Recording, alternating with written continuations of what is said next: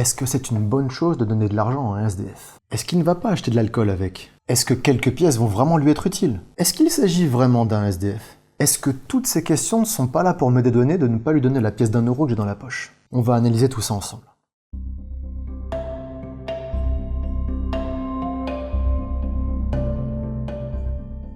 Chaque jour, beaucoup de personnes sont sollicitées par des mendiants. On peut déjà commencer par les séparer en deux catégories. Les passifs et ceux qui vous adressent la parole.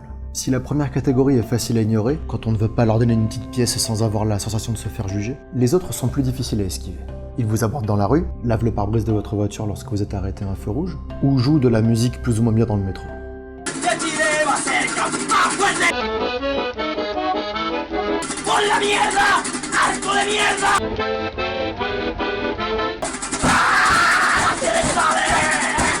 Très souvent, lorsque l'on a quelques pièces dans la poche, on explique qu'on n'a pas de monnaie, ou on se contente de faire un an de la tête sans même regarder la personne. Mais qu'est-ce qui amène les gens à adopter ce comportement? Parmi ceux qui ne donnent jamais, il y a ceux qui estiment ne pas en avoir les moyens. Il y a également ceux qui ne donnent jamais tout simplement parce qu'ils n'en ont pas envie. Mais soyons honnêtes, ceux qui manquent d'humanité à ce point-là sont quand même minoritaires dans le métro aux heures de pointe. La vérité, c'est qu'en 2015, il y a encore et toujours un blocage au faciès accompagné des procès d'intention qui vont avec. Et même si l'on a vu toute la saison de Sherlock et du Mentaliste, il est encore possible de se tromper lorsqu'on essaie de juger un inconnu en un coup d'œil. Il va acheter de l'alcool avec l'argent que je veux lui donner.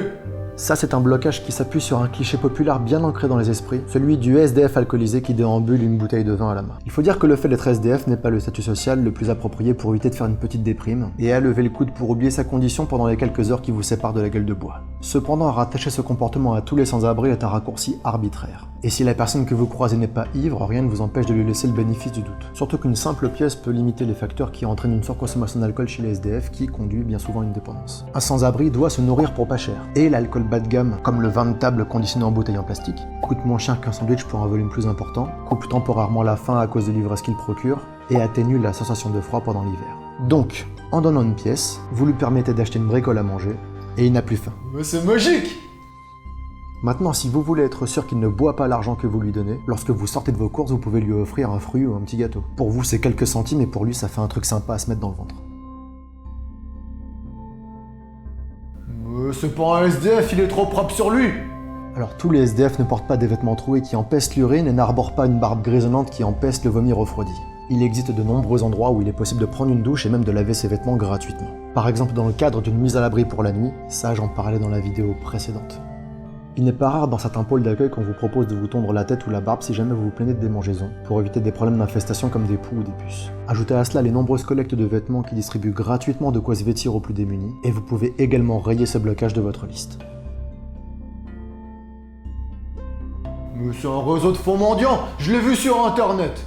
Alors là, on passe au niveau au-dessus avec la version 2.0 de la paranoïa. Vous le savez très bien, certains sites internet, tout comme la télévision, augmentent considérablement leurs revenus si leur audimat grimpe.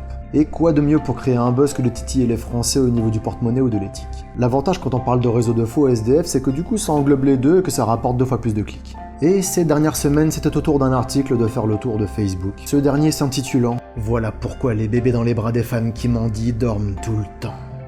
Dans cette fable moderne, le rédacteur explique que les femmes qui mendient dans la rue avec un bébé dans les bras droguent ces derniers pour éviter qu'il ne soit trop agité pendant la journée. Et pour être sûr de choquer le lecteur et de rendre l'article viral, il enfonce le clou et explique qu'il est courant que les bébés meurent en pleine journée et que les femmes sont obligées de rester avec un bébé mort dans les bras jusqu'au soir. Et comme l'auteur de cet article meurt d'envie d'être pris au sérieux, il le poste sur un site qui s'appelle BuzzSumo.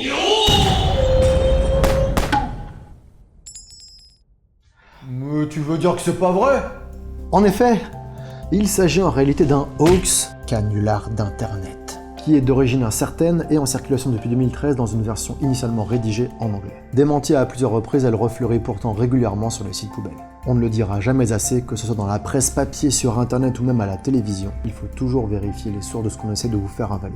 Mais tu veux dire qu'il n'y a pas de réseau de faux mendiants? Bien sûr que si. Tout comme il y a des faux éboueurs qui vendent des calendriers en faisant du porte-à-porte, il est possible qu'une personne tente de profiter de la générosité des passants en se faisant passer pour un SDF. Il ne faut pas non plus tomber dans la paranoïa, car les premiers à en souffrir seront ceux qui ont le plus besoin de notre générosité. Merci beaucoup d'avoir regardé cet épisode jusqu'au bout, j'espère qu'il vous aura été utile. Je vous rassure, le but de cette vidéo n'était pas du tout de vous juger si vous ne donnez pas ou pas régulièrement. Moi-même, il est rare que je donne de l'argent à un SDF.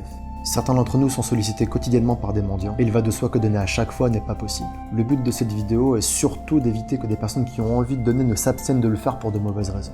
Les sujets des 12 prochains épisodes sont déjà prévus, mais si jamais vous avez des idées de sujets que vous désirez voir abordés ici, n'hésitez pas à faire vos propositions, à réagir ou à poser vos questions dans les commentaires ou bien sur les réseaux sociaux. En attendant, prenez soin de vous et des autres.